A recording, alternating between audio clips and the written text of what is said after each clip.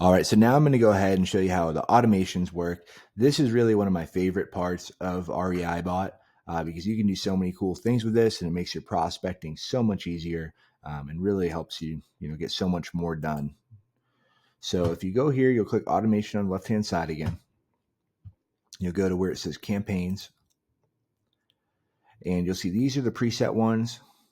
So we have the buyer text, the cold text, power dialer, and realtor text campaign.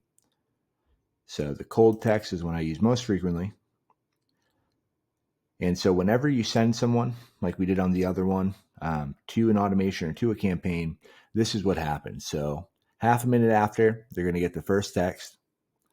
Then the day after, they'll get another one. 7 days later, they'll get another one. And then they'll also get a voicemail there. So you can easily remove them. Just hit the remove button.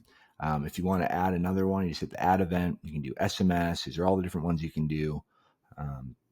So here, if you want to do a voicemail drop, you just click voicemail, you upload your file, and you hit save. And right here, so you can either do before, immediately after, and this is what after that last event happened. So if you wanted to do after 0 minutes, it would basically happen exactly the same time.